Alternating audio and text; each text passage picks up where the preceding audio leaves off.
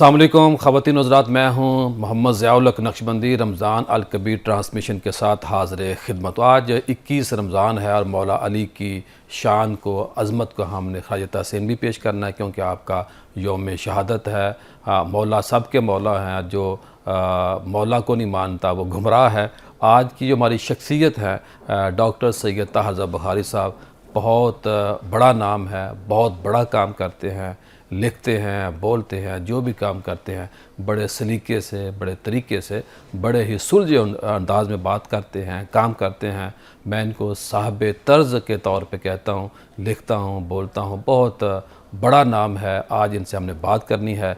जब इनसे बात करनी है तो बात से पहले हम आपको सुनाते हैं हमदे बारी ताला। मैं गुजारिश करूँगा अवैस रज़ा साबरी से कि वो हमें हमदे बारी ताला सुनाएँ।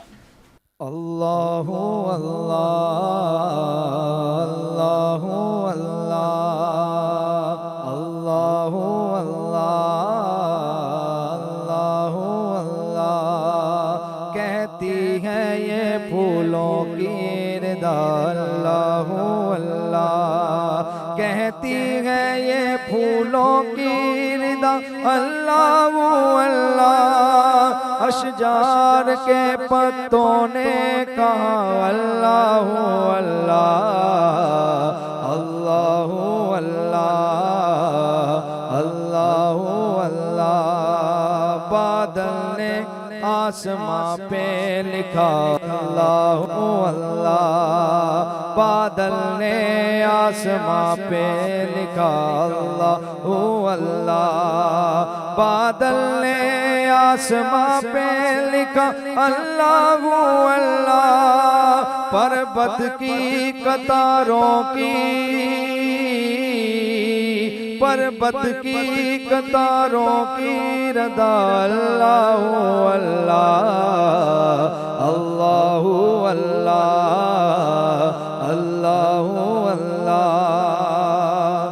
करता है सना तेरी बरसता हुआ पानी।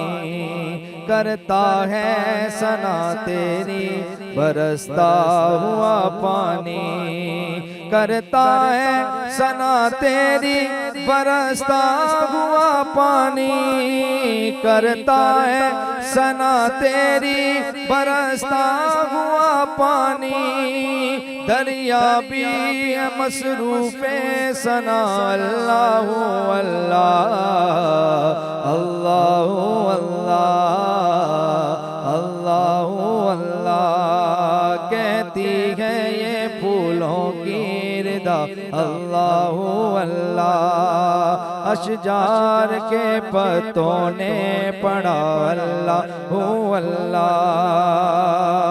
हो सूराए यासीन हो के सूराए अखलास। हो सूराए यासीन के हो सूराए अखलास।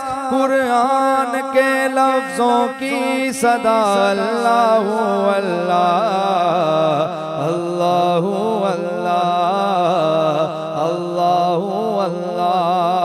शबनम गिरी जो फूलों पर पड़ती हुई सना। शबनम गिरी जो फूलों पे पड़ती हुई सना। बुलबुल ने देख कर ये कहा अल्लाहु अल्लाह अल्लाहु अल्लाह अल्लाहु अल्लाह अल्लाहु अल्लाह अल्लाहु अल्लाह। खुशबू किरण उजाले धनक और कहकशां। खुशबू किरण उजाले धनक और कहकशां। खुशबू किरण उजाले धनक और कहकशां। जाकर है तेरे अर्ज़ो समा अल्लाहु अल्लाह अल्लाहु अल्लाह। जब नज़ा के आलम में हो मौला ये उजागर। जब नज़ा के आलम में हो मौला ये उजागर, जब नज़ा के आलम में हो मौला ये उजागर, हो विरदे ज़बा ज़िक्र तेरा अल्लाह अल्लाह अल्लाह अल्लाह, कहती है ये फूलों की रिदा अल्लाह अल्लाह, कहती है ये फूलों की रिदा अल्लाह अल्लाह अल्लाह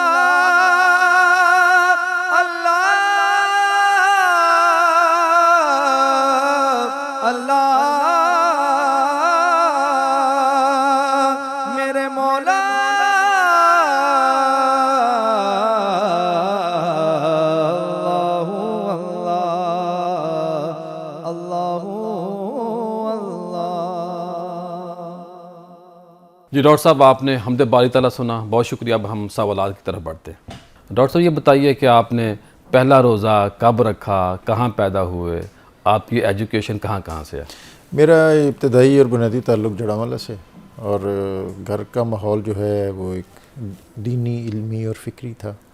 तो ये इन चीज़ों की तरफ रग़बत एक फ़ितरी सी बात है। तो मुझे अब एग्जैक्ट याद नहीं है, लेकिन बहुत अवाइल उम्री में मैं इस नेमत से अल्लाह ताला ने मुझे हल्का फुल्का याद हो पहला रोज़ा मेरा ख्याल है रखना, कोई रोज़ा कुशाई, कोई 7-8 साल की उम्र में कोई इस तरह का।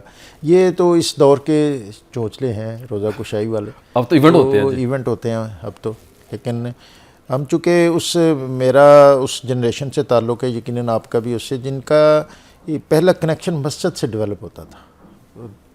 3 साल की उम्र में अगर बच्चा, ज़ाहिर है हम देहाती से लोग हैं, तो मस्जिद के साथ कनेक्शन था, और मस्जिद की चटाइयाँ बिछाना, सीधी करनी। कुछ सीनियर हुए, मस्जिद के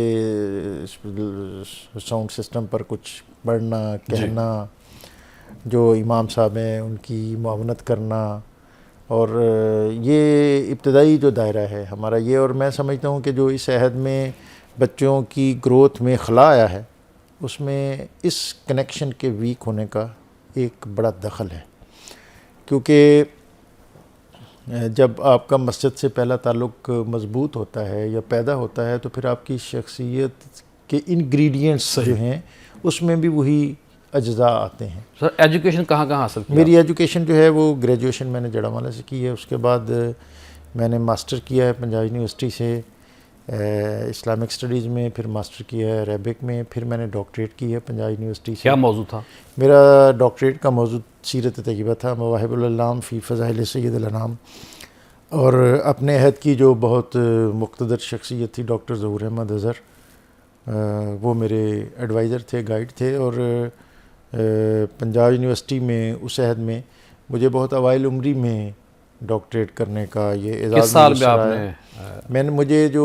मैंने कॉन्वोकेशन हमारा हुआ वो 98 में था शायद। 98 में मेरी डॉक्टरेट मुकम्मल होगी, और जो कॉन्वोकेशन हुआ उसमें प्राइम मिनिस्टर और गवर्नर साहबान थे। तो उसमें जो दीगर नुमाइंदा लोग मेरे शोबे के थे, उनमें शहीद पाकिस्तान डॉक्टर सरफराज नईमी थे। मेरे सीनियर्स में से डॉक्टर खालिद मलिक थे, डॉक्टर सैयद कमर अली जैदी थे, सैयद खलीलुर रहमान चिश्ती थे। ये हम सारे लोगों ने एक ही जो कॉन्वोकेशन था उसमें डॉक्टरेट हासिल की। प्रोग्राम का सिलसिला जारी है, मुख्तसर ब्रेक लेते हैं, ब्रेक के बाद दोबारा मुलाकात हो। खुशामदीद डॉक्टर साहब, आपकी जो मेहनत है हम देखते रहते हैं। ये जो थोड़ा हम पहले बात करें, जड़ांवाला से आपका ताल्लुक़ है, जो आपके ख़ानदान के मज़ारात हैं वो नारग मंडी हैं, ये थोड़ा सा तो ये दोनों मुकामात जो हैं ये इसमें मेरे बुज़ुर्गों का एक हल्का असर था। तो जो नारग मंडी है इसमें महल्ला पीर बुखारी, ये हमारा आबाई इलाका है। मेरे वालिद गिरामी और मेरे दादा जान जो हैं ये हज़रत मियाँ शेर मोहम्मद शेरपुरी के खुलफा में से थे। तो एक तसव्वुफ़ का और रूहानियत का और इल्म का ये बुनियादी तौर पर एक माहौल था हमारे घर में। तो उसी के असरात और समरात से मैं भी। और सब घर वाले क्या बताते थे, वालिद साहब, दादा जान या ख़ानदान की दिगर जो बड़ी ख़वातीन होती हैं, कि कहाँ कहाँ से बुज़ुर्ग जो बुखारी ख़ानदान है इधर पाकिस्तान या लाहौर, जड़ांवाला, नारग पहुँचा? ये बुनियादी तौर पर जो सब कॉन्टिनेंट में बुखारी ख़ानदान है, ये 1000 साल कबल या 900 साल कबल सैयद जलालुद्दीन सुरख बुखारी आपकी वसातत से उच शरीफ में पहुंचा। उच शरीफ से कबल ये बुज़ुर्ग जो हैं इन्होंने मुल्तान में कुछ क़याम किया, हज़रत बहाउद्दीन ज़करिया मुल्तानी, और ये हज़रत बहाउद्दीन ज़करिया मुल्तानी ये भी सोहरवर्दी थे, और सैयद जलालुद्दीन सुरख बुखारी हज़रत बहाउद्दीन सोहरवर्दी के खलीफा थे। और इनका जो पुराना कनेक्शन था वो ये था कि मुल्तान और बुखारा का एक बहुत कदीम कनेक्शन और ताल्लुक़ था।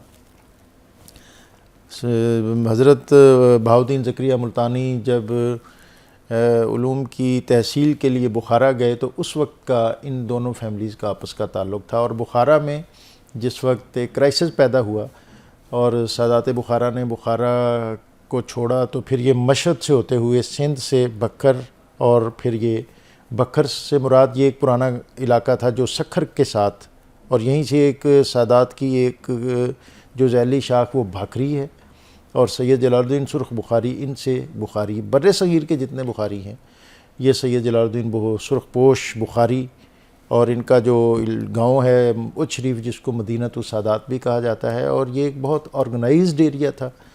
और इनके साथ जो बहुत एक सिग्निफिकेंट बात जो मैं यहाँ ज़रूर आपसे शेयर करना चाहूँगा कि आज भी वहाँ पर बर्रे सगीर के अंदर जहाँ जहाँ बुखारी सादात हैं उनका पूरा ट्रैक और रिकॉर्ड वो मौजूद है। डॉक्टर साहब ये बताइए कि आपका जो अब तक बात हुई उसके बाद आपका जो सबसे बड़ा तारुफ है वो महकमा औकाफ है। कब महकमा औकाफ में आए? हम तो पहले दिन से आपको वहाँ देख रहे हैं। ये बड़ा कौन लेके आया, ये कैसे पहुँचे? आप ठीक कह रहे हैं, ये बड़ा लंबा स्पैन है, तो ये तकरीबन 27 साल में मुहित है। और मैं 98 में जब मैंने डॉक्टरेट की तो औकाफ में एक पोस्ट थी डायरेक्टर मजहबी उमूर की, जिसके लिए डॉक्टरेट की क्वालिफ़िकेशन का हामिल एक ऐसा आदमी रिक्वायर्ड था जो इस गवर्नमेंट में ग्रेड 18 में सर्व कर रहा हो। सही। तो एक पैनल के ज़रिए मेरी उसमें इन हाउस हो, पहले से मौजूद हो, पहले से वो ग्रेड 18 में काम कर रहा हो, उसने एमए अरबी किया हुआ हो, एमए इस्लामिक स्टडीज़ हो, और उसकी इन्हीं सब्जेक्ट्स में डॉक्टरेट हो। तो ये बिल्कुल ऐसे लगता है जैसे कोई टेलर मेड चीज़ थी।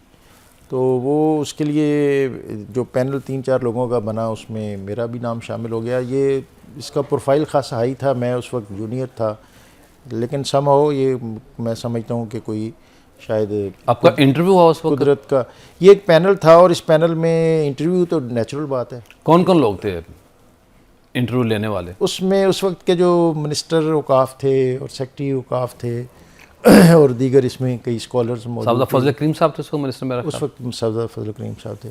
तो ये उसके बाद फिर ये मैं डेपुटेशन पे औकाफ में गया। उसके बाद ये पोस्ट फिर जो है एडवर्टाइज़ हुई। जब ये पोस्ट एडवर्टाइज़ हुई तो उसमें फिर और बहुत से इस इंटरव्यू में और बहुत से लोग थे। उसमें डॉक्टर इसाक कुरैशी थे, डॉक्टर ज़हूर अहमद अज़हर जो उस वक्त मेंबर पब्लिसिटी कमीशन थे, इसी तरह हयातुल्लाह खान सुंबल ये भी मेंबर पब्लिसिटी कमीशन थे। उस वक्त के सेक्रेटरी सर्विसेज थे, सेक्रेटरी औकाफ थे। तो ये इस तरह कुछ। डॉक्टर साहब आपने तकरीबन तमाम हुक्मरानों को दादा हजूर हाज़िरी के मौके पे वेलकम कहा है। किस हुक्मरान ने ज़्यादा आपको मुतासर किया? ज़ाहिर है सारे अकीदत से वहाँ आते हैं। बड़ी अहम बात है। मैं एक और दिलचस्प बात लंबी ना हो जाए, लोगों को बहुत से लोगों के बारे में आगाही नहीं है। शायद मरहूम सदर ज़िया-उल-हक के बारे में लोग शायद इस तरह नहीं जानते। वो बहुत कसरत से दाता, मैंने इन्हों अटेंड नहीं किया, लेकिन वो बहुत कसरत से दाता दरबार जाते थे, बहुत कसरत से। अच्छा। और रात के आखिरी पैर में जाते थे और अकेले जाते थे। सिर्फ उनकी डायरेक्शन ये होती थी कि एक आदमी जो ग्रेड 10-12 का है वो उनके साथ हो। जो उस वक्त आपको याद होगा कि मज़ार शरीफ के सराहने की तरफ एक कुरान महल होता था जी। वो तहज्जुद के वक्त बाहर लंबे नवाफिल पढ़ते थे और फजर से कुछ देर पहले वहाँ से रुखसत हो जाते थे। जो शरीफ फैमिली है इनका बहुत लंबा अरसा है वहाँ पे। और मियाँ शरीफ साहब किस अंदाज में मियाँ शरीफ साहब हैं, ये इनकी बहुत न्याज़मंदी थी। और जो दाता दरबार की आप वसअत तोसी देख रहे हैं, 6 कनाल से इस वक्त 56 कनाल है, तो इसमें इस फैमिली का बहुत बुनियादी रोल है। और मियाँ साहब, मियाँ मोहम्मद शरीफ साहब जो हैं, ये उस दौर में एक ऐसा भी दौर था जिसमें जुमे हफ्ते की छुट्टी हुआ करती थी 90s में जी। तो ये जब दाता दरबार की तोसी हो रही थी तो उस वक्त मियाँ साहब, बड़े मियाँ साहब, मियाँ नवाज शरीफ साहब ये प्राइम मिनिस्टर थे। और मियाँ शरीफ साहब कभी आपने वेलकम वहाँ किया हो? तो मियाँ शरीफ साहब बिलउमूम तकरीबात में या सेरेमोनियल अंदाज में नहीं आते थे। मियाँ नवाज शरीफ साहब 99 में जब उन्होंने ये दादरवार कॉम्प्लेक्स का इफ्तिताह किया तो उनको मैंने कंडक्ट किया। उसके बाद परवेज़ मुशर्रफ को मैंने कंडक्ट किया और वो आए और उनके साथ खालिद मकबूल थे, बड़े जाहो जलाल में आए। Zafarullah Jamali, Mir Zafarullah Jamali being a prime minister, Syed Yusuf Raza Gilani और तकरीबन जितने भी कौन किस अंदाज में पेश हुआ वहाँ पे? मैं पेश हुआ लफ्ज़ जानबूझ के कह रहा हूँ, दिल से कह रहा हूँ। बस ये लोग जो तो बहुत सिग्निफिकेंट बात है ना वहाँ पेश होने वाली और बहुत एतकाद की, वो तो है सेनेटर मोहम्मद इसहाक डार की। ये तो एक हकीकत है ना जी। जो एक बहुत उनका जो अंदाज़ है, इतनी अकीदत है कि वो उसको लफ्ज़ों में आप बयान नहीं कर। उन्होंने एंटर होते हुए पहली जो सीढ़ी और पहली दीवार है उसको बोसा देना है। अल्लाह। और हम लोग छोटे छोटे लोग हैं, हम भी वहाँ और लाहौर मौज़े पहन लेते हैं। उन्होंने कभी वहाँ ये चमड़े का मौज़ा मज़ार शरीफ में नहीं, और मैं ख़ुद उन्होंने वो मज़ार शरीफ के अंदर ख़ुद फिज़िकली झाड़ू थे। तो उनको मैंने जो है वो और ऐसे नाज अंदाज हैं, सफाई करनी, चादर ठीक करनी, और उनका फिर कोई मुझे लगता है कि नवाज शरीफ का अंदाज कैसा होता है जब इनका भी जो मियाँ नवाज शरीफ साहब का, मियाँ शहबाज शरीफ साहब का, ये भी बहुत अकीदत और न्याज़मंदी से ये हमेशा। और शहबाज शरीफ साहब की बड़ी अकीदत, बहुत अकीदत और बहुत झुक के और बहुत ही जो है वो इज़्ज़ के साथ ये लोग हुआ। जो मीर ज़फ़रुल्लाह ख़ान जमाली हैं उनका भी मैं हूँ कि उन्होंने भी जब दुनिया से चले गए वो उन्होंने भी जब हाज़िरी दी और जिस अंदाज़ में उन्होंने चादर पेश की और जिस तरह झुके और वहाँ रुके, वो भी एक बड़ा सिग्निफिकेंट अंदाज़ था। तो मैं समझता हूँ कि यहाँ बेनज़ीर भुट्टो, शहीद आसिफ अली ज़रदारी, मैंने उनको नहीं देखा। मैडम शायद मोहतरमा तशरीफ़ लाई हों, लेकिन मुझे इत्तेफाक नहीं हुआ उन्हें अटेंड करने का। खालिद मकबूल जो गवर्नर रहे लाहौर के, वो बहुत कसरत से यहाँ हाज़िर होते थे। तो यहाँ चूँकि ये एक बड़ी लंबी हिस्ट्री है और गज़नवी जो थे वो शरीफ फैमिली की जो ख़वातीन भी कभी आती होंगी, ख़वातीन की एरिया की तरफ से फैमिली आती हैं, बेटे भी आते हैं। अभी पिछले दिनों जुनेद जो मरीम नवाज़ शरीफ साहबा, चीफ़ मिनिस्टर साहबा, उनके बेटे वो भी आए थे, और उनके भाई अभी जो पिछले दिनों शादियों पे लाहौर में थे तो वो हाज़िरी देते हैं सारे। इसहाक डार साहब हैं, उनके बेटे हैं, वो अगली जनरेशन जो है वो हाज़िरी देती है। कैप्टन सफदर साहब वो बहुत हाज़िरी, वो तो रेगुलर आते हैं। कि ये बात दुरुस्त है कि कैप्टन सफदर और इसहाक डार साहब अगर लाहौर में हों तो डेली बुनियाद पे हाजिर देते हैं? इसहाक डार साहब कैसे ही है, वो उन्होंने अभी भी उनका स्केड्यूल बहुत ज़्यादा होता है, लेकिन उनकी जो वो जहाँ भी हों, सिर्फ लाहौर या इस्लामाबाद की बात नहीं है, वो दुनिया के जिस खत्ते में भी हों और जहाँ भी हों, उनको अगर कोई इस कनेक्शन का या इस तबके का। कमरचंद बाजवा साहब भी आए थे जी? वो भी आए थे। उनका क्या अंदाज था? वो भी आए थे। जो कमांडर होता है वो कमांडर होता है, और कमांडर जो सलूट करता है तो वो उसके सलूट में सब कुछ होता है। वाह वाह। तो जैसे यूनिफॉर्म में हमारे उसके सलूट में अंदर आजिज़ी होती है।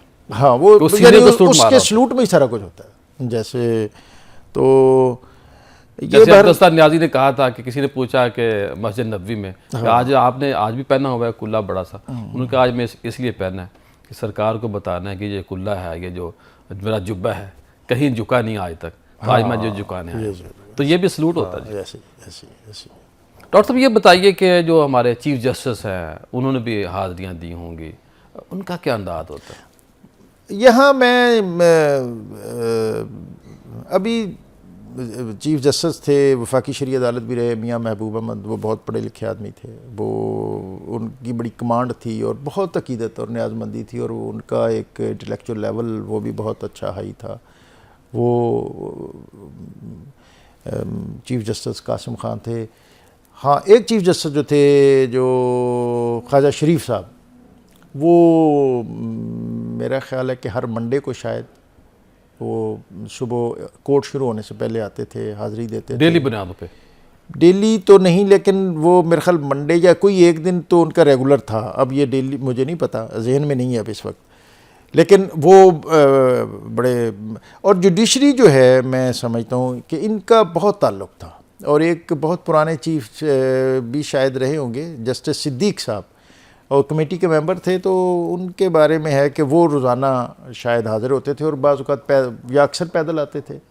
तो लाहौर की जो हाई कोर्ट है, इसके लोग बहुत ज़्यादा रेगुलर यहाँ हाज़िर होते हैं। डॉक्टर साहब, हमने अपनी बहुत सारी बातें आपसे सुननी हैं, बातें करनी हैं आपसे, जाइएगा कहीं मत। मिलते हैं ख़वातीन हज़रात ब्रेक के बाद। ब्रेक के बाद खुश आमदीद ख़वातीन हज़रात। आज की शख्सियत में हमारे साथ मौजूद हैं डॉक्टर सैयद आरज़ा बुखारी साहब, जो सेक्रेटरी वकाफ़ भी हैं, हमारे दोस्त भी हैं, बड़ा मेहरबान है, बहुत प्यार करते हैं, सैयदज़ादे हैं, हम इनका दिल से एहतराम करते हैं। डॉक्टर साहब, ये बताइए कि उर्स में तो बड़ा रश होता है दाता हजूर, आम दिनों में तकरीबन कितने लोग एक दिन में आते हैं? जुमेरात को कितने आते हैं? संडे को कितने लोग आते हैं?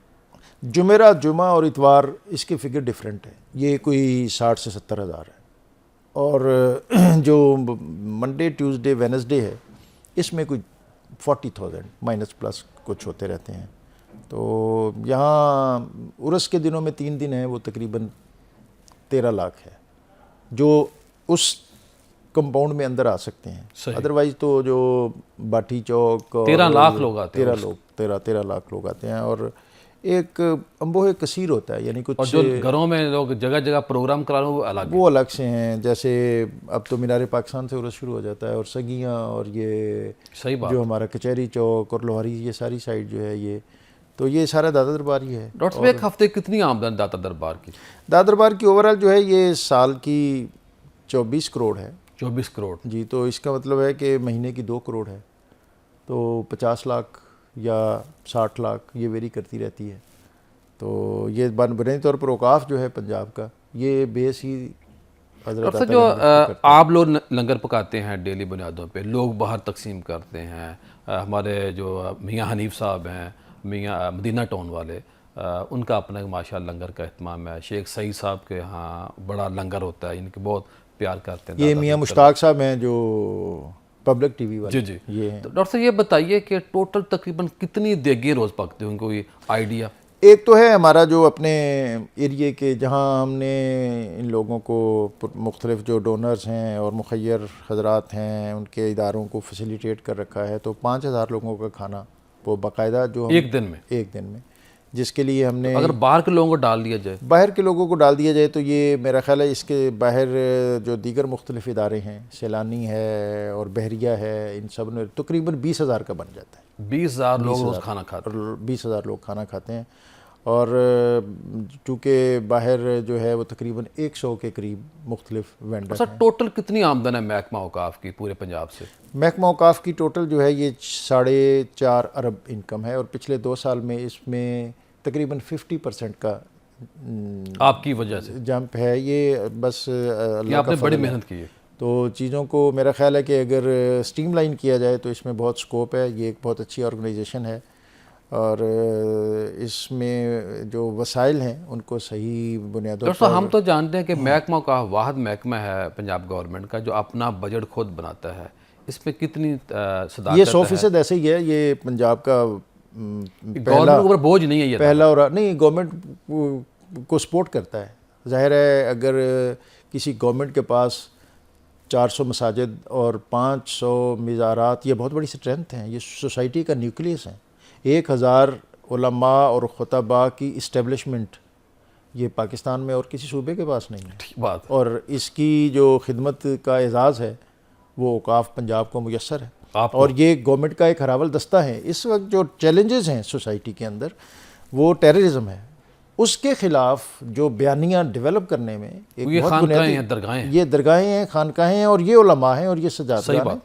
तो औकाफ पंजाब का ये बहुत बड़ा क्रेडिट है कि उन्होंने इन चीज़ों को। ये बताइए कि महकमा औकाफ की टोटल ज़मीन कितनी है, टोटल प्रॉपर्टी कितनी है, और किस दरगाह की 2-4 जो बड़ी दरगाहें हैं उनकी ज़्यादा प्रॉपर्टी? महकमा औकाफ का टोटल 74,000 एकड़ जो है ये वक्फ लैंड है, जिसमें 32,000 एकड़ जो है हज़रत सखी सरवर का जो एरिया है, जो डीजी खान से टूवर्ड्स कोहे सलमान जो कोयटा रोड पर है, और वो जो ज़मीन है वो बंजर है क्योंकि पहाड़ हैं, वीराना है। तो जो एग्रीकल्चर लैंड है जिससे औकाफ इस्तिफ़ादा करता है वो तकरीबन 25,000 एकड़ है। ये सबसे ज़्यादा जो ज़मीन है वो सखी सरवर दरबार के साथ सही सरवर की है, उसके बाद हज़रत ख्वाजा गुलाम फरीद की है क्योंकि नवाब ऑफ बहावलपुर उनका मोतक़िद था, मुरीद था।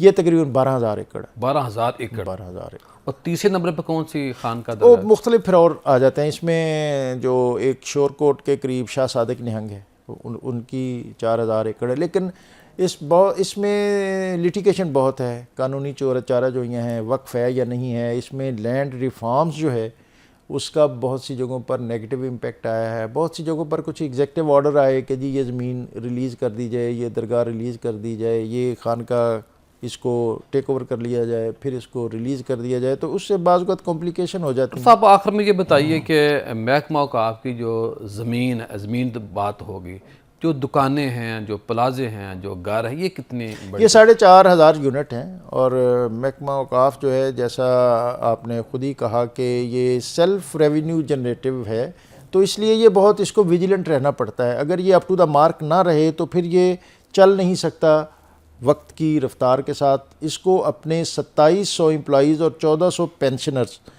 उनकी तनख्वाहें और पेंशन्स के बोझ को ख़ुद उठाना होता है। इसलिए हम इनकम टारगेट फ़िक्स करते हैं सालाना, फिर उनको माहाना तकसीम करते हैं, उसको फॉलो करते हैं, और जो भी हमारे बजट टारगेट डॉक्टर साहब ये बताइए, आप कॉलम भी लिखते हैं, प्रोग्राम भी करते हैं, बड़े बड़े इवेंट करते हैं, दफ्तर को भी टाइम देते हैं, कितने घंटे आप 24 घंटों में से काम करते हैं? मेरा ख्याल है वो बर्नार्ड शाह ने कहा था कि ख्वाहिश कल्बी और फ़राइज़ मनसबी इकट्ठे हो जाएं तो खुशकिस्मती होती है। जब आपका पैशन जो है वही प्रोफेशन हो तो फिर आपको अलग से कुछ अब ये कर रहा हूँ और ये नहीं, तो ये मेरा ख्याल है कि आमद जो है वो आप किसी वक्त कहाँ भी हो सकती है। आप चीज़ों को सोचते हैं। कितने घंटे सोते हैं आप?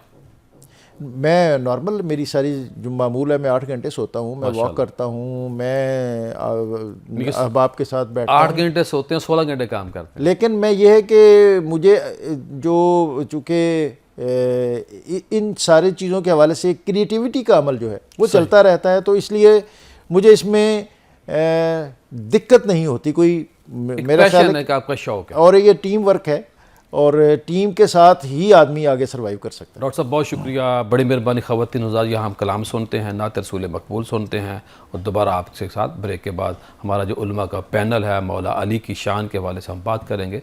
दोबारा आपसे मुलाकात होती है। मदीने से बुलावा रहा है,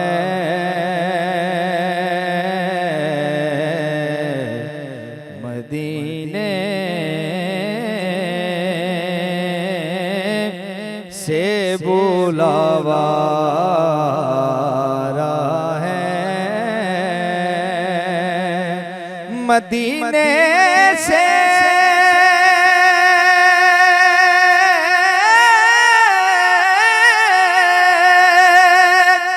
बुलावा रहा है,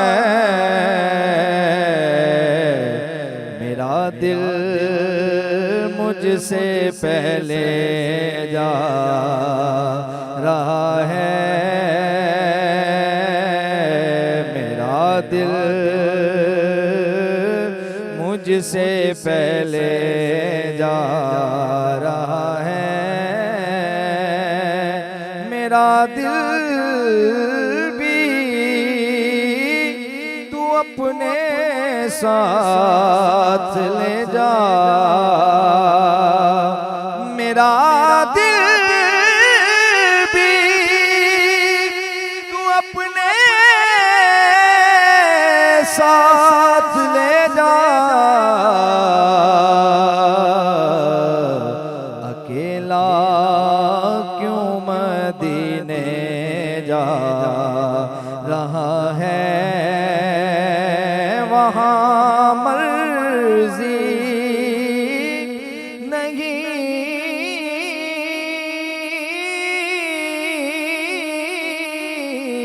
चलती किसी की, वहाँ मर्जी नहीं चलती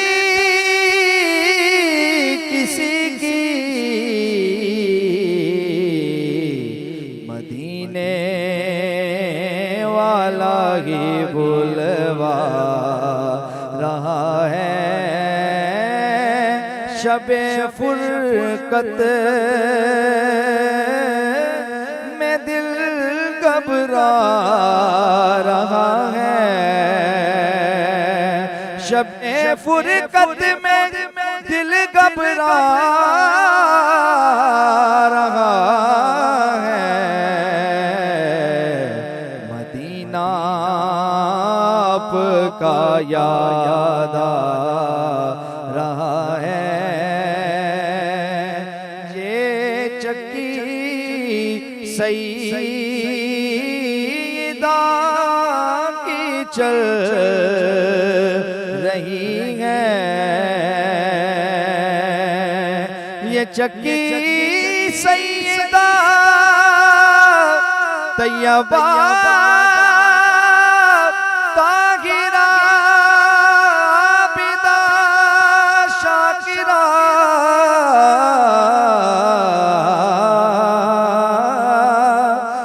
चक्की सैयदा की चल रही है। ज़माना जितना लंगर खा रहा है, नवासों का वो सदका बांटते हैं। ज़माना उनका सदका खा रहा है। कहेंगे मुस्तफा कदमों से लग जा, अकेला दरे ज़हरा से होकर आ रहा है। दरे ज़हरा से होकर आ रहा है। ज़बीबे बेनवा ज़हरा के सदके, ज़बीबे बेनवा ज़हरा के सदके ज़माने भर में इज्जत पा रहा है। मदीने से बुलावा रहा है। मेरा दिल मुझसे पहले जा के बाद खुश आमदीद ख़वातीन व हज़रात। आज हमने बात करनी है अपने पैनल से हज़रत मौला अली अलैहिस्सलाम रज़ियल्लाहु ताला अन्हु। आपका आज यौम शहादत है, 21 रमज़ान है और सहरी में जब हम आपसे मुखातब हैं तो ख़वातीन व हज़रात आपकी इल्म है कि इससे पहले भी हम आपके साथ मौजूद थे, लाइव ट्रांसमिशन जारी थे। अब देखिए कि रात 11 बजे से लेके सुबह 5 बजे तक हम आपके साथ मौजूद हैं और अच्छी अच्छी बातें हो रही हैं, मज़ीद बातें करनी हैं, मौला अली का ज़िक्र करना है, आपका ज़िक्र खैर करना है। आज का वजीफ़ा है या मुक़द्दिमो, आगे करने वाला, बढ़ाने वाला, तरक्की देने वाला, फ़जीलत देने वाला। जब आप इस वजीफ़े को पढ़ेंगे 313 बार नमाज फ़जर और नमाज इशा के बाद, तो फिर अल्लाह पाक आपके इल्म में इजाफ़ा करेगा, आपके कारोबार में बरकत डालेगा, मुलाजमत होगी तो उसमें बरकत आ जाएगी, तरक्की चाहते हैं तरक्की होगी, इज़्ज़त और वक़ार में इजाफ़ा होगा। सफ़र में जा रहे हैं तो इस वजीफ़े को जब आप पढ़ के सफ़र का आगाज़ करेंगे तो खैरियत से घर वापस आएंगे। जो कुंद ज़हन तुलबा व तालबात हैं उनको इस वजीफ़े को लाजमन पढ़ना चाहिए। और अगर कोई बंदा बेरोज़गार है तो तो अगर वो इस वजीफ़े को पढ़ेगा तो अल्लाह पाक उस बंदे को भी बरकत देगा। या मुक़द्दिमो, आगे बढ़ाने वाला, तरक्की देने वाला, फजीलत देने वाला, मुकाम बढ़ाने वाला। कौन? मेरा अल्लाह, मेरा खालिक, मेरा मालिक। आज का जो हमारा पैनल है वो बहुत ही प्यारा पैनल है। डॉक्टर मोहम्मद इरफानुल हक साहब, आप असिस्टेंट प्रोफेसर हैं PU के अंदर, फिर इस्लामिक सूफ़ीज़म के माहिर हैं, नक्शबंदी सिलसिला है, मुजाजन चिश्ती हैं और नक्शबंदियों का अपना तुरा इम्तियाज़ होता है। 6 किताबें इनकी छप चुकी हैं, तहकीकी आर्टिकल उसके अंदर मौजूद हैं। और इनके साथ मौजूद है मुफ्ती मोहम्मद तारिक फरीद सराजवी साहब। अब माशाल्लाह मुहतमिम जामिया इदारतुल कुरान लाहौर के अली टाउन लाहौर की जो बड़ी मस्जिद है वहाँ जुमा पढ़ाते हैं। दोनों मेहमानों को खुश आमदीद कहता हूँ। डॉक्टर साहब, मौला अली की बड़ी अज़मत है, बड़ा मुकाम है।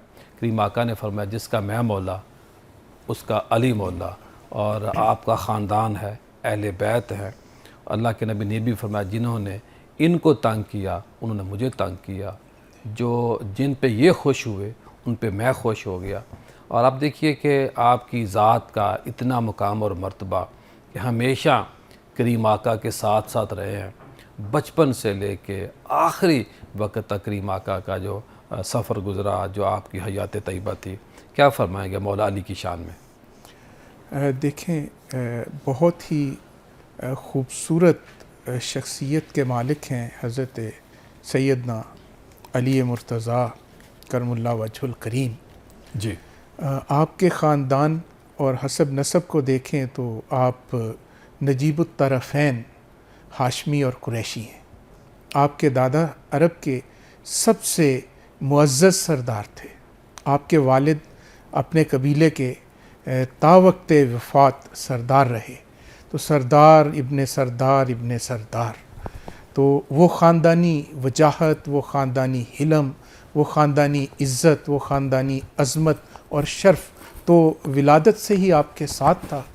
फिर आगे अल्लाह तबारक व तआला ने आपके ऊपर फ़ज़ल ये किया कि आपकी जो तरबियत का ज़िम्मा था हज़रत नबी करीम सल्लल्लाहु अलैहि वसल्लम ने ख़ुद लिया। अल्लाह। और जब आपकी विलादत हुई तो हजूर अलैहिस्सलातु वस्सलाम की उम्र उस वक़्त तकरीबन 32 साल थी और आपका नाम जो है वो अली रखा गया। और अली अल्लाह तबारक व तआला के सिफ़ाती नाम जो हैं उनमें से एक है। हम देखते हैं कि वाहिद कभी किसी का नाम नहीं है, अब्दुल वाहिद होता है, अब्दुल कद्दूस होता है, अब्दुल अली आपका नाम नहीं है, आपका नाम है अली। और रसूल करीम सल्लल्लाहु अलैहि वसल्लम अरबी में जब आपको पुकारते होंगे तो क्या कहते होंगे? अली। या अली, ए अली, या अली। हम आज भी पुकारते हैं तो माशाल्लाह। हम आज भी हजूर की सुन्नत अदा करते हैं जब हम या अली कहते हैं। बेशक। तो आप ख़ानदानी शराफत और इज़्ज़त व अज़मत के मालिक थे। फिर बचपन ही से आपने हज़रत नबी करीम सल्लल्लाहु अलैहि वसल्लम के साथ रहे। और आप ख़ुद फरमाते हैं कि जिस तरह ऊँटनी का बच्चा उस ऊँटनी के पीछे चलता है, मैं रसूल करीम सल्लल्लाहु अलैहि वसल्लम के पीछे ऐसे चलता था और बचपन से आखिर तक मैं हजूर के पीछे ऐसे ही चलता। माशाल्लाह, पीछे पीछे पीछे पीछे हजूर, जहाँ हजूर कदम रखते हैं हजूर के कदमों के पीछे आपका कदम, जहाँ हजूर का कदम पीछे आपका कदम। तो जब हजूर अलैहिस्सलातु वस्सलाम को इजाज़त हुई कि आप अपने अहले ख़ानदान को इस्लाम की दावत दें, तो आपने बनु हाशिम को बुलाया, उनको खाना खिलाया और दावत दी। तो तमाम के तमाम लोग खामोश रहे। आपकी उम्र उस वक़्त बाज़ रवायात हैं 7 साल थी, बाज़ रवायात हैं 8 साल थी और कुछ रवायात 9 साल की भी हैं। बहरहाल 7, 8 या 9 साल की उम्र में आप खड़े हो गए और आपका वो जो ख़ताब था वो बहुत कमाल का था। आप फरमाते हैं कि मेरा जिस्म कमज़ोर है, मेरी टांगें पतली हैं जी, लेकिन मैं आपका साथ दूंगा, मेरी उम्र कम है लेकिन मैं आपका साथ दूंगा। और साथ दिया भी माशाल्लाह। अलल ऐलान वहाँ पे हजूर अलैहिस्सलातु वस्सलाम की नबूवत को कबूल किया। और ये एक बच्चे में, जबकि वहाँ पे बड़े बड़े सरदार और बड़े वजाहत वाले लोग मौजूद थे, तो वहाँ खड़े होके उनके सामने हजूर का साथ देना, उस वक़्त के जब लोग अभी सोच रहे थे कि क्या करें, बड़े जाबर लोग थे, वो बड़े जालिम लोग थे, तो आपने साथ दिया है। तो इससे आपका अंदाज़ा होता है कि नबी करीम सल्लल्लाहु अलैहि वसल्लम के साथ आपकी लॉयल्टी जो है उसका लेवल क्या था, मिसाली थी। और फिर सुबहान अल्लाह, जब हजूर हिजरत के लिए तशरीफ़ ले जाते हैं तो अपने बिस्तर के ऊपर मौलाए कायनात को लिटा देते हैं। सुभान अल्लाह। और ये आप हजूर पे अपनी जान निसार करने की ये अमली सूरत थी। पता था कि बाहर कुफार हैं और उन्होंने कत्ल करने के इरादे से वो जमा ये भी है। और इश्क़ रसूल की मिराज थी ना जी। और आपसे जब पूछा गया कि अली कभी ज़िंदगी में सुकून की नींद भी सोए हो? डॉक्टर साहब, आज हम किसी बड़े अपने लाडले को कहें कि यार मेरे चारपी पे सो जाओ, मेरे ऊपर हमला होने वाला है और मैं यहाँ से जा रहा हूँ, नहीं तो सोएगा। कोई लेट नहीं, सगा कि नहीं, बेटा तो नहीं सोने के सोएगा लिए जी। सगा बेटा नहीं जी। नहीं सोएगा। तो आपको पता था और उन्होंने कोई देखना थोड़ा था चादर उठा के कि भी कौन लेटा हुआ है। उन्होंने तो पहले अपना काम करना था, बाद में देखना था। तो आपसे जब पूछा गया कि आप कभी ज़िंदगी में सुकून की नींद सोए हैं, तो आपने इरशाद फरमाया कि हाँ, एक रात ऐसी थी कि जब मुझे पूरी सुकून की नींद आई और मैं सारी रात खूब मज़े लेकर सोया। क्या बात। पूछा गया कि वो कौन सी रात थी, तो फरमाया कि वो रात हिजरत की रात थी, जब हजूर ने मुझे ये इरशाद फरमाया कि अली सुबह लोगों की अमानतें वापस करके मेरे पीछे आ जाना। तो फरमाते हैं मुझे यकीन था कि मैं रात सोऊंगा, सुबह उठूंगा, हजूर ने जो इरशाद फरमाया उसके ऊपर पूरा अमल हो। अब देखो, मेरे नबी ने अमानतें वापस लौटानी थी और बंदा वहाँ तैनात किया, वो अमानतों के अंदर खलल नहीं आया। अल्लाह माफ़ फरमा, उसमें कोई ज़रा बराबर भी कोई ऐसा प्रॉब्लम नहीं है जी। मुफ्ती तारिक अफरीद साजिद साहब क्या फरमाएंगे? करीम आका की सोहबत मिली, करीम आका की ज़ात के मौला अली के ऊपर बड़े असरात मरतब हुए, इस पे आप क्या फरमाएंगे? जी बहुत शुक्रिया किबला पीर साहब। हज़रत अली शेर खुदा रज़ी अल्लाह ताला अन्हु, आपकी किस्मत पर हम क्यों ना नाज करें और क्यों ना हमारा सर फ़ख्र से बुलंद हो कि हज़रत अली शेर खुदा रज़ी अल्लाह ताला अन्हु को जो सोहबत मिली है वो आगोश नबूवत मिली है। बेशक नबी करीम सल्लल्लाहु अलैहि वसल्लम की आगोश में आपने परवरिश पाई। ये देखें कि बारगाह रिसालत माब सल्लल्लाहु अलैहि वसल्लम में आपकी परवरिश, और बाज़ ने तो ये भी लिखा है कि सैयदना अली अल मुर्तज़ा ने पहली मरतबा जब आँख खोली चेहरा मुस्तफ़ा देखकर खोली। अल्लाह अकबर, अल्लाह अकबर। चेहरा मुस्तफ़ा जब तक नहीं देखा तब तक आँख ही नहीं खोली। यानी 3 दिन कहा जाता है कि 3 दिन आपने अपनी आँख मुबारक नहीं खोली। जब चेहरा मुस्तफ़ा सामने आया तो आपने आँख खोली। तो नबी करीम सल्लल्लाहु अलैहि वसल्लम ने ही सैयदना अली अल मुर्तज़ा शेर खुदा रज़ी अल्लाह ताला अन्हु की तरबियत की।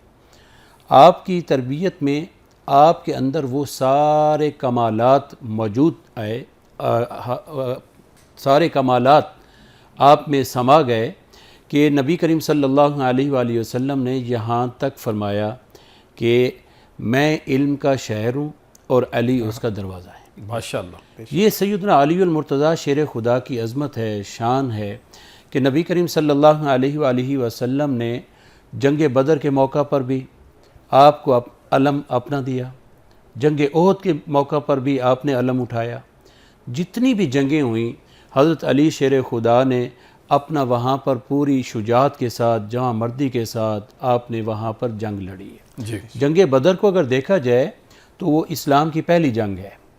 हज़रत अली शेर खुदा रज़ी अल्लाह ताला अन्हु भी उसमें मौजूद हैं। जब को मुशरिकीन मक्का ने सामने से जब आगे ना मुकाबला शुरू होने लगा, मुशरिकीन मक्का ने पुकारा जी कौन हमारे सामने आएगा।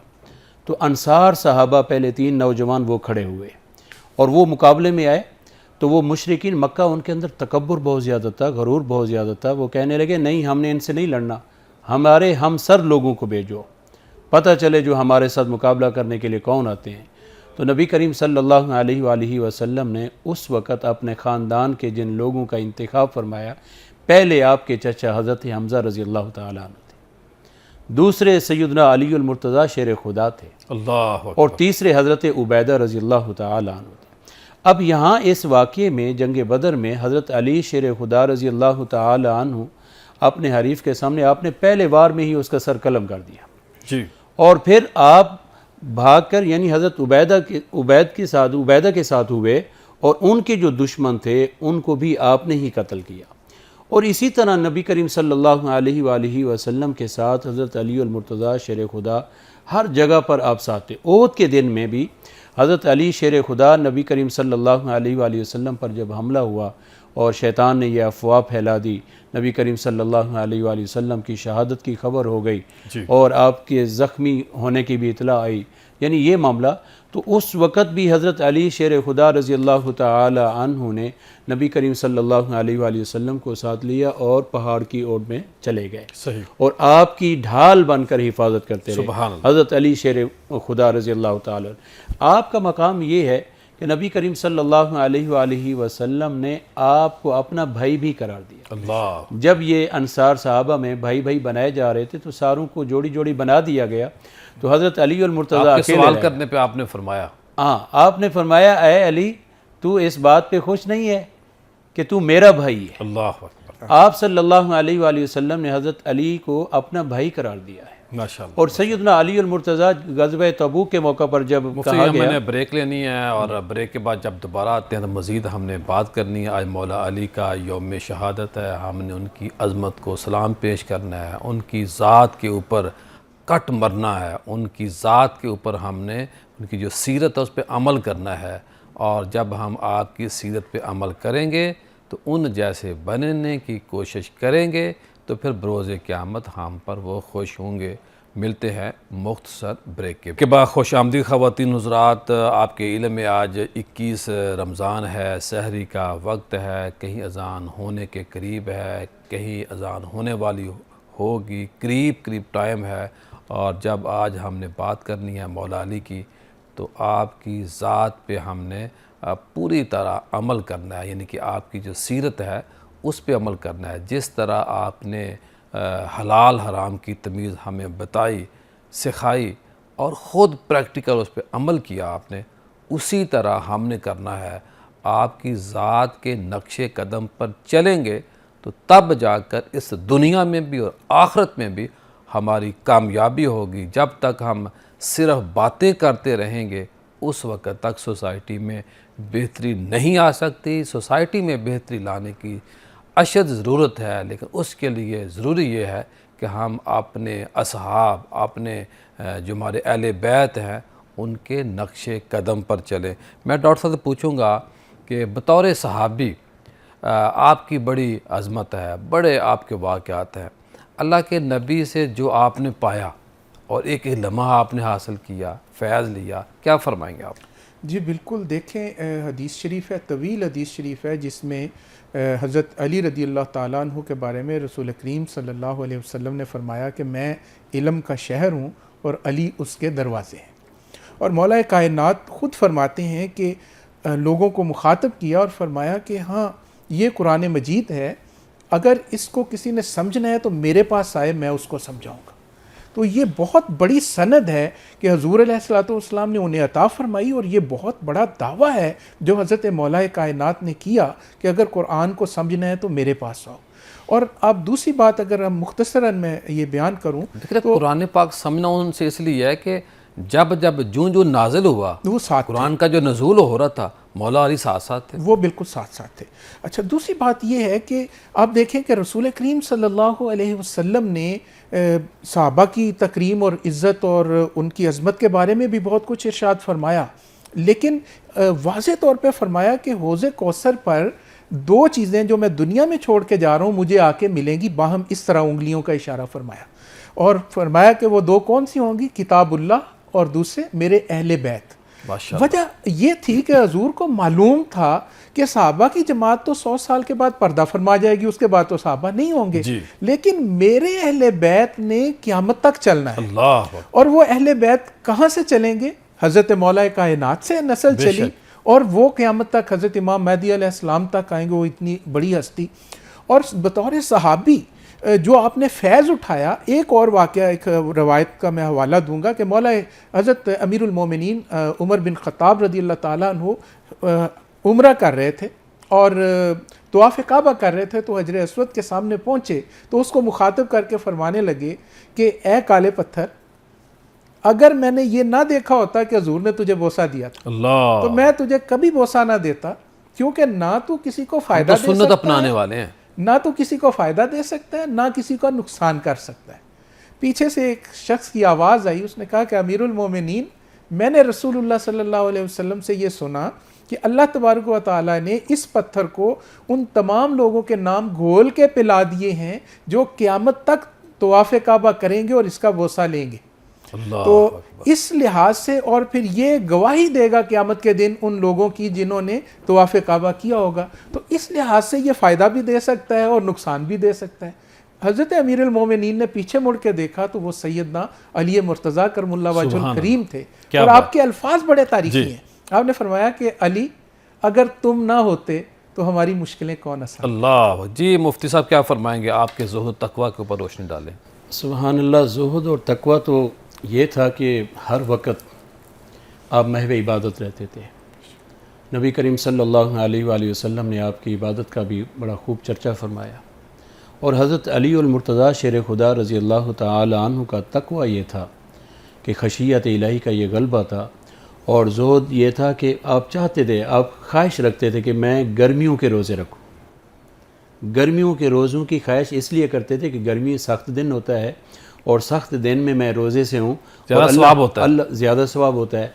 इसी तरह आप रज़ी अल्लाह तआला अन्हु मुखालिफीन में भी जो सबसे बड़ा जंगजू होता था, बहादुर किस्म का होता था मुशरिकीन का, आप उसका इंतखाब करते थे, उसको कबूल करते थे। आम बंदे मुंह नहीं लगाते थे, आम बंदे को नहीं ये लगते थे। तो आपने भी खास चुनते थे। इस वजह से आपने देखे मरहब, वो उनका बहुत बड़ा एक जंगजू था, बड़ा नामी गिरामी एक पहलवान था। हज़रत अली शेर खुदा रज़ी अल्लाह तआला अन्हु ने एक बार में उसका सर कलम कर दिया, 2 टुकड़े कर दिया। और खैबर का किला जो था वो फ़तह हज़रत अली उल मुर्तज़ा रज़ी अल्लाह तआला अन्हु के हाथ पर हुआ। और वो दरवाज़ा की बड़ी मशहूर बात है कि आपने उसको कैसे उठाया जी। तो एक मरतबा ऐसा वाक़या भी आया, एक नौजवान ने देखा हज़रत अली उल मुर्तज़ा शेर खुदा अखरोट तोड़ रहे हैं जी, और अखरोट जो ना आपसे टूट नहीं रहा।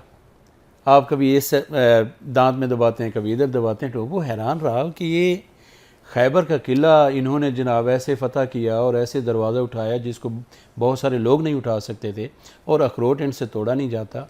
तो आपने पूछा क्या हुआ, क्यों हैरान खड़े हो, परेशान खड़े हो?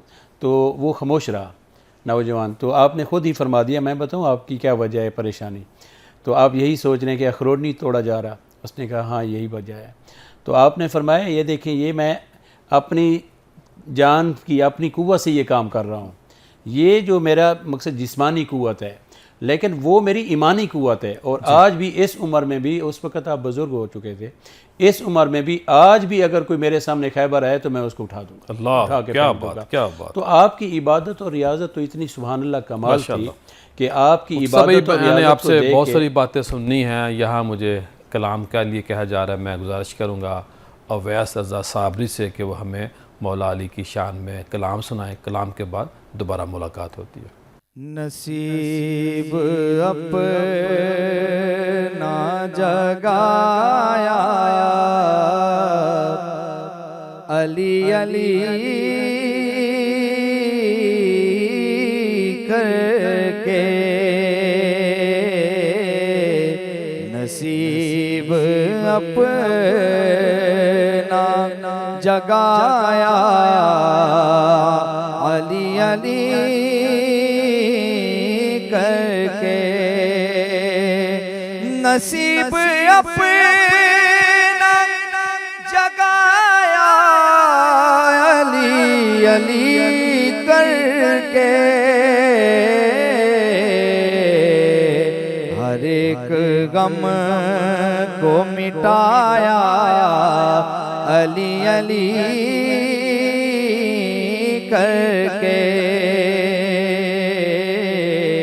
हर एक गम को मिटाया अली अली करके, उसे ना दोनों जहां में कोई कमी आई, उसे ना दोनों जहां में कोई कमी आई, खुदा को जिसने मनाया अली अली करके, इसी वजीफे ने रखा है सर बुलंद मुझे, इसी वजीफे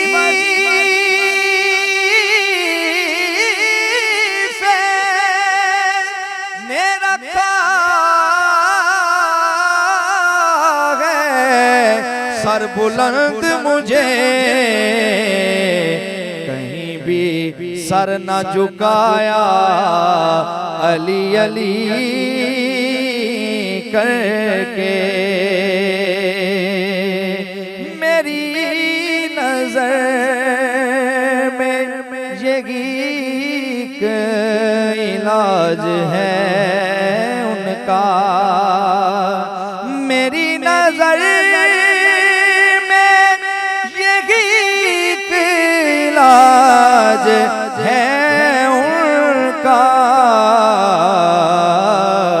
मुनाफिकों को जलाया अली अली करके, मुनाफिकों को जलाया अली अली करके। वो अपने शजरे में देखे कहाँ खराबी है, वो अपने शजरे में देखे कहाँ खराबी है। वो जिसे भी कैफ नाया अली अली करके, जिसे भी कैफ नाया अली अली करके।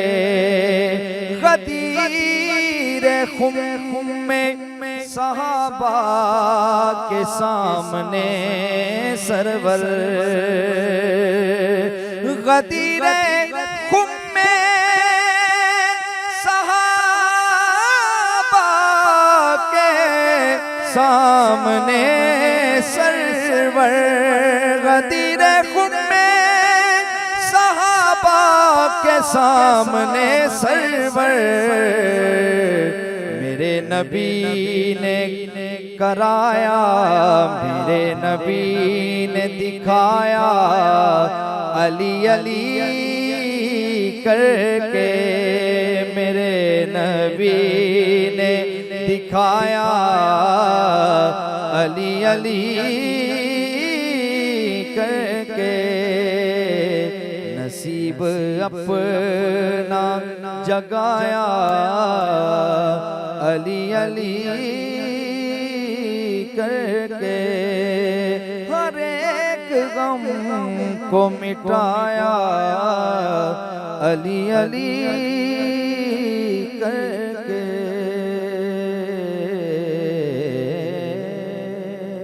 खुशामदी ख़वातीन रुज़ात, हम मौला अली की शान का ज़िक्र कर रहे हैं, अपनी किस्मत जगाने की कोशिश कर रहे हैं। जब इन बड़ों का, इन हस्तियों का, इन मुक़द्दस हस्तियों का ज़िक्र करते हैं तो बुनियादी तौर पे हम ये साबित कर रहे होते हैं कि हम हलाली खून से हैं।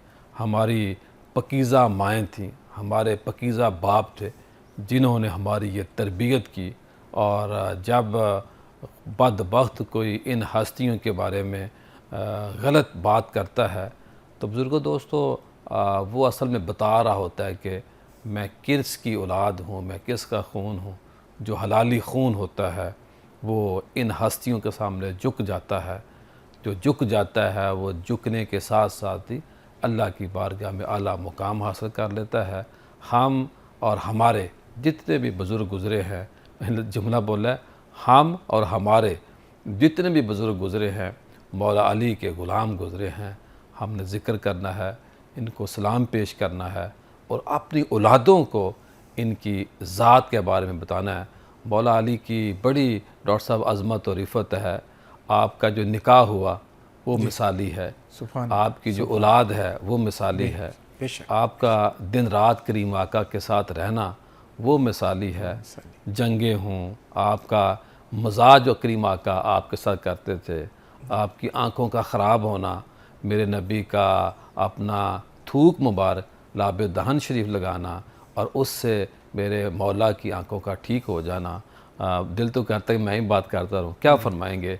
मैं अब ये चाहता हूँ कि प्रोग्राम के आखिरी हिस्से में जिस बदबख्त ने हमला किया, क्यों किया, आपकी शहादत के ऊपर बात हो जाए। जी ज़रूर। जो पहले आप बात फरमा रहे थे कि हजूर अलैहिस्सलातु वस्सलाम ने हज़रत खातून जन्नत का निकाह आपसे किया और कुरैश की कुछ ख़वातीन हज़रत बीबी पाक के पास आईं और कहने लगीं कि रसूलुल्लाह सल्लल्लाहु अलैहि वसल्लम ने तुम्हारी शादी एक फ़कीर से कर दी है जिसके पास कोई माल नहीं है। अस्तगफिरुल्लाह। तो उन्होंने हजूर की बारगाह में ये अर्ज़ की कि ख़वातीन मुझे इस तरह के ताने देती हैं। तो आप सल्लल्लाहु अलैहि वसल्लम ने फरमाया कि तुम उनकी बातों की परवाह ना करो, मैंने ऐसे शख्स के साथ तुम्हारा निकाह किया है जो दुनिया में भी बेहतरीन है और आखिरत में भी बेहतरीन। अल्लाह अकबर। ठीक है।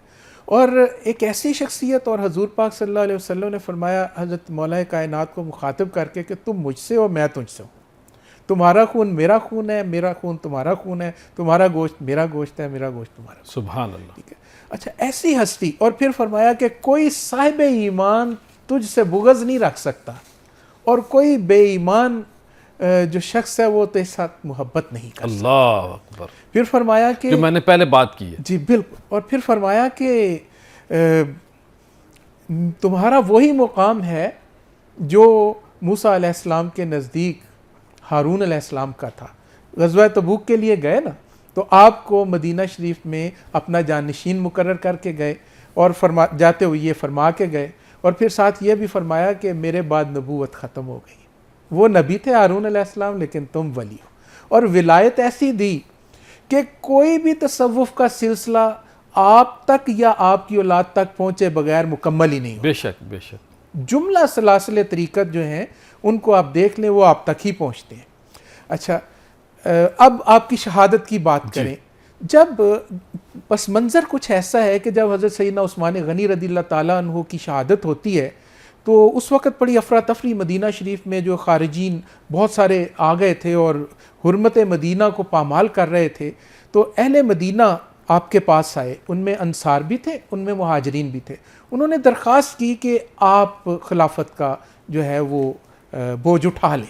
आपने फरमाया कि मैं वज़ीर ही ठीक हूँ, अमीर किसी और को बुला लें। सही। उन्होंने कहा नहीं, आपसे ज़्यादा मुत्तकी कोई नहीं है, आपसे ज़्यादा काबिल कबूल कोई नहीं है, तो लिहाजा आप मेहरबानी फरमाएं और हमारी दरख्वास्त है कि उम्मत का जो इस वक्त सूरत हाल है उसमें आप जो है उम्मत की बागदौड़ संभाल लें। उनके कहने पे आपने खिलाफत का ऐलान किया और मुसलमानों के ग्रोह से ख़िताब किया और फिर मदीना को छोड़ दिया कि रसूल करीम सल्लल्लाहु अलैहि वसल्लम के शहर की हुर्मत जो है वो पामाल ना हो। अल्लाह अकबर। और मुंतकिल हो गए, कुफा चले गए और फिर बहुत सारे मसाइल आए। 3 बड़ी जंगों का जिक्र जो है वो तारीख़ में मिलता है। जंग जुमल है जिसमें हज़रत उम्मुल मोमिनीन के का मामला था, वो भी साथ थी। फिर जंग सफ़ीन है जो, और फिर उसके बाद जंग नहरवान है। जो जंग नहरवान थी वो उन लोगों के ख़िलाफ़ थी जो ख़ारिजीन थे और आपकी फ़ौज का हिस्सा थे, और इन्हीं की वजह से जो है ये जो दूसरी फ़ौज जो थी हज़रत अमीर मुआविया की, उसमें भी वो लोग शामिल थे और आपकी फ़ौज में भी शामिल थे। और जब वो दोनों फ़ौजों का एक तस्विया हो गया, वो वापस चले गए, तो इन्होंने बगावत कर दी। सही। उन लोगों का किला कमा आपने किया। और किस बड़ी खूबसूरत बात, किसी ने आपसे पूछा कि वो लोग जो मुआविया के साथ थे, क्या वो हक पर थे या वो लोग जो अली बिन अबी, हज़रत अमीर मुआविया रज़ियल्लाहु ताला, और वो लोग जो हज़रत अली बिन अबी तालिब के साथ थे वो हक पर थे? तो आपने बड़ा खूबसूरत जवाब दिया। आपने फरमाया जो अमीर मुआविया बिन सुफियान के साथ थे वो भी हक पर नहीं थे, जो अली बिन अबी तालिब के साथ थे वो भी हक पर नहीं थे, जो खुदा और उसके रसूल की वजह से किसी के साथ थे वो हक पर थे, चाहे वो अमीर मुआविया रज़ियल्लाहु ताला अन्हु की फ़ौज से हों, चाहे वो मौला कायनात के साथ हों। अच्छा, अब वो जो ख़ारिजीन को कत्ल कर दिया, अब उनके पीछे रिश्तेदार थे और आपको पता है कि वहाँ पे बदला लेने का बड़ा रवाज था। तो वो बदला लेने के लिए जो है वो साजिशें शुरू हो गई और बहुत सारी साजिशें और अफरा तफरी। तो उस अफरा तफरी में एक शख्स ने आपसे पूछा कि ए अली, ए अमीरुल मोमिनीन, खुलफाए सलासा के अदवार तो ऐसे ना थे जैसी अफरा तफरी आपके दौर में है। सही। तो आपने फरमाया कि उनके मशीर और वज़ीर हम थे, हमारे मशीर और वज़ीर तुम हो। जी, तो अच्छा, अब आपकी शहादत का वाक़या, तो 3 लोग जो थे जल्दी थे वो चलते हैं और उनमें से अब्दुर्रहमान बिन मुजम जो था, अल मुजम, वो आपको शहीद करने के लिए कूफा की जामे मस्जिद के दरवाजे के ओट में छुप गया। उस बदबख्त ने बदबख्ती की। और उसने एक खातून की मोहब्बत में उसके साथ ये वादा किया था, उसका नाम वो कबीला तय्यम अर्रुबाब की कत्ताम नाबी खातून थी, जिसके ऊपर वो आशिक था। मुफ्ती साहब क्या फरमाएंगे आखिर में?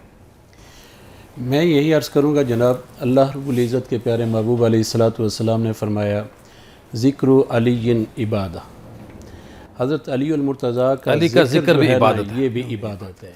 हत्ता कि फरमाया जिस तरह खाना काबा को देखना इबादत है, इसी तरह चेहरा अली को देखना भी इबादत है। अल्लाह। तो हज़रत अली शेर खुदा का नाम लेना ही ये इबादत है। देखने वालों ने तो देखा, या अली कहना भी इबादत, ये कहना भी इबादत है। लिहाजा हज़रत अली अल मुर्तज़ा शेर खुदा का जब भी नाम लिया जाता है ना, तो खून में जोश आ जाता है, जिस्म में एक कुव्वत आ जाती है, हरारत आ जाती है। वो क्यों इसलिए नारा लगाया, जब भी नारा लगाते हैं नारा हैदरी, तो खैबर कांप जाता है। इसका जो शेर बना हुआ है इसी वजह से बना हुआ है। आज भी जब भी नारा हज़रत अली अल मुर्तज़ा शेर खुदा के नाम का लगाया जाता है, तो जिस्म में कुव्वत और ताकत आ जाती है, हरारत आ जाती है। तो मैं ये अर्ज़ करना चाहता हूँ, हज़रत अली अल मुर्तज़ा शेर खुदा रज़ी अल्लाह तआला अन्हु जिस तरह खुलफ़ाए राशिदीन के साथ सैयदना सिद्दीक़ अकबर और सैयदना, और ये जो मैं अभी हदीस पाक अर्ज़ कर रहा था ना कि आपका चेहरा देखना इबादत है, ये हज़रत सैयदना सिद्दीक़ अकबर सुना रहे थे। अल्लाह अकबर। फरमान रसूल कि ए अली, अल्लाह के नबी ने ये फरमाया आपके बारे में। तब हज़रत अली अल मुर्तज़ा शेर खुदा ने भी फरमाया कि ए अबू बकर, मेरे नबी ने मुझे भी एक फरमाया। क्या फरमाया था कि हौज़े कौसर पे उसको जाम ना पिलाना जिसके दिल में बोग़्ज़े सिद्दीक़ अकबर। अल्लाह। तो उनकी आपस में ऐसी मोहब्बतें थी, ऐसा प्यार था। अल्लाह पाक हमारे लोगों को भी सहाबा कराम की, खुलफ़ाए राशिदीन की मोहब्बतें नसीब फरमाए। उनका जो इत्तेफाक और प्यार था वही हमें भी नसीब फरमाए। बहुत शुक्रिया, बड़ी मेहरबानी मुफ्ती साहब, डॉक्टर साहब। ये हस्तियाँ, ये बुज़ुर्ग, ये नाम ऐसे हैं कि इनके हवाले से जितनी भी बात की जाए थोड़ी है, लेकिन बात यह है कि वही मजबूरी वक्त के आड़े आ जाती है। ख़वातीन हज़रात, मैंने और आपने ये कोशिश करनी है कि मौला अली की जो सीरत है उसको अपनाना है। घरों में बच्चियों को बताना है कि सईदा फ़ातिमा का किरदार क्या था, मौला अली की साहबजादियों का जो तुरा इम्तियाज़ था वो क्या था, और नमाज को नहीं छोड़ना। मेरे मौला अली नमाज पढ़ने वाले थे। मेरे मौला अली ने कोई नमाज ज़िंदगी में तर्क नहीं की। मेरे मौला अली ने हर वो अमल किया है जिससे करीम आका की आँखों को ठंडक पहुँचती है, करीम आका की को राहत मिलती है। और मौला अली ने सारी ज़िंदगी करीम आका की हुक्म अदूली नहीं की। सारे के सारे सहाबा हमारे सरों के ताज हैं, लेकिन हर फूल की एक अपनी खुशबू होती है। मौला अली की अपनी खुशबू है, आपका अपना तुरा इम्तियाज़ है, आप अपनी मिसाल ख़ुद हैं। उन जैसा न था, न है, न होगा। आइए अहद करें मौला अली वाले बन जाए और अली अली करते हुए इस दुनिया से जाएं। कल दोबारा आपसे मुलाकात